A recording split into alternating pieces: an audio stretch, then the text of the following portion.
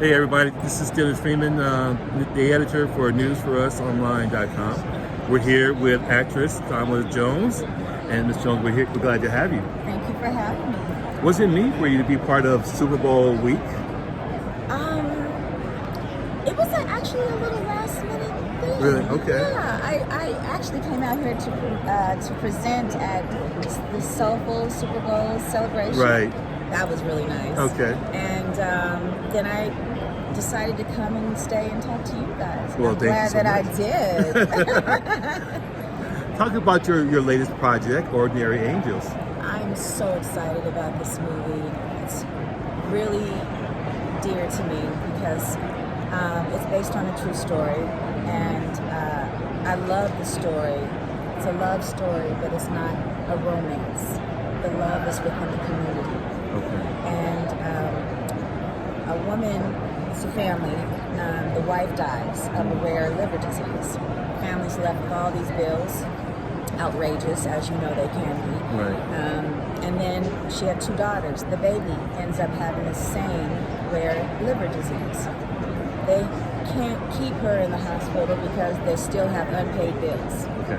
And it takes this one woman to read the story in the paper to decide, I'm going to fix this. Wow. And it was challenging.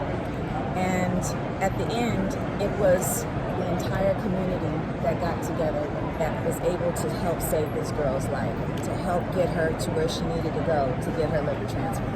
And the fact that it's a true story was so inspirational to me, and I think it's a great story for right now. I think the world needs this story. We need to have faith and understand that we will get past this.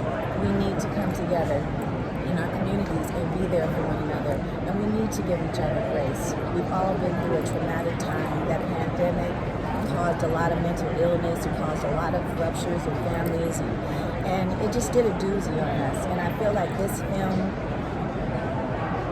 give people hope and a different outlook on it. So tell us about your character and who do you play? And My character is Rose, and she's the best friend of Hilary Swank's character. okay. Rose is no nonsense, but Rose is a very dear friend. She will be there for you, but she is not there for the BS. But she will call you on it. But she's a ride or die. Okay. And she is a friend that we all need. We need someone like her. Okay. I'm not going to let you get away with anything, but I will support you on things that are important, that are meaningful. So were we able to pull that for that role? Where were you able to pull that from? I would have to say I owe that to my grandmother. Okay. My grandma, God rest her soul, Olivia Laverne Jones, was like that. She was a just woman. Everybody was welcome to her home. She fed anybody that needed to be fed. Strangers at Thanksgiving would come in because they didn't have nowhere else to go. Willing to help everybody, but if you did something you didn't have no business doing, she's gonna sit down and talk to you. We're gonna iron this out. You're not gonna do that again.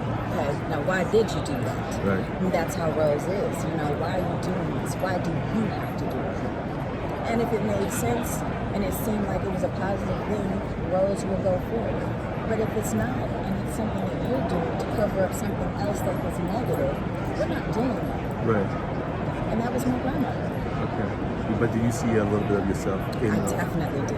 Okay. I am a ride or die friend. I will be there for you through thick and thin.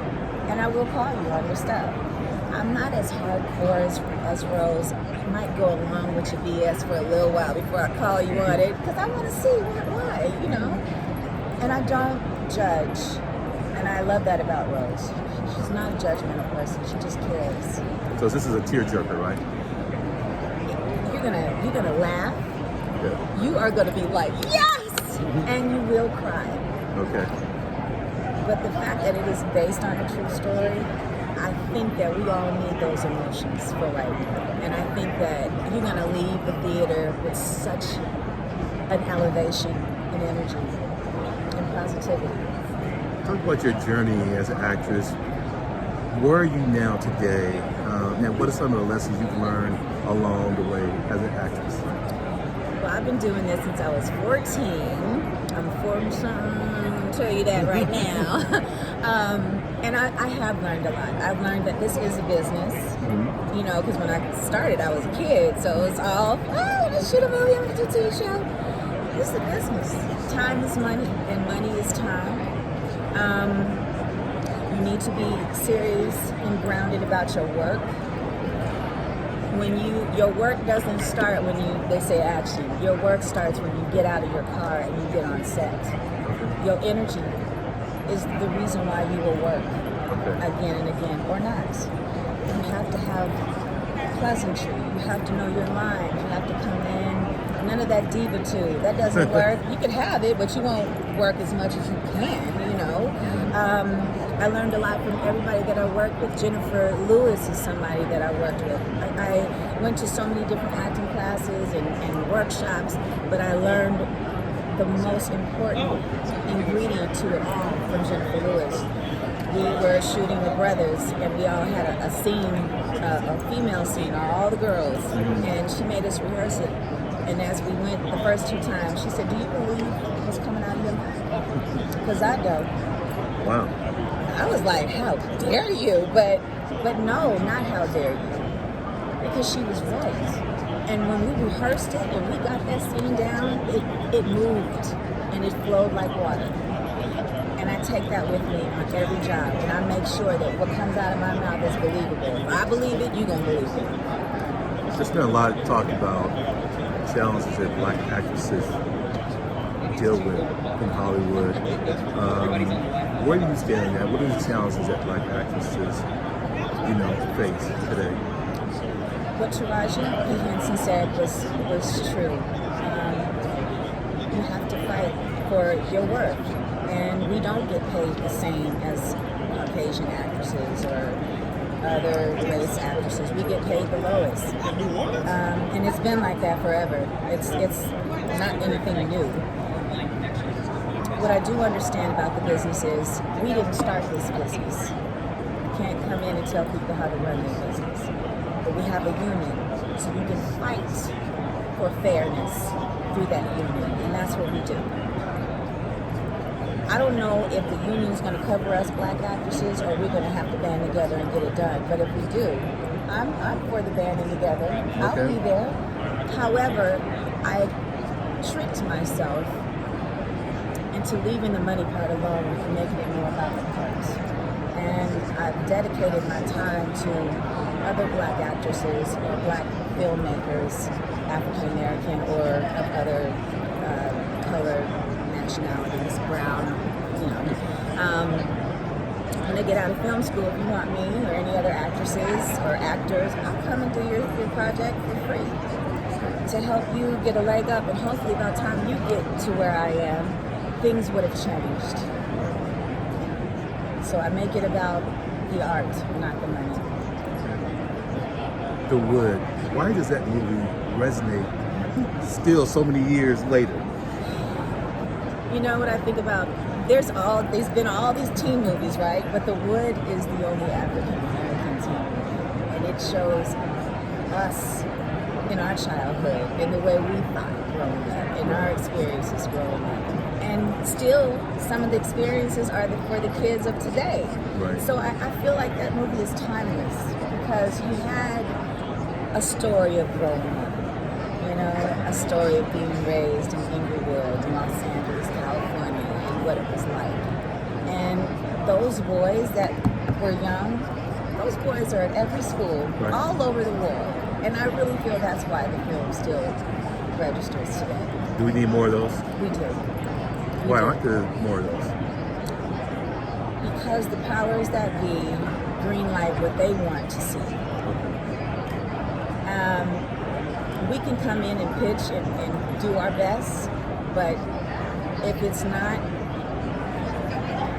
what they want as far as the programming, then it doesn't get made. What would your message be to young people wanting to get into theater or acting?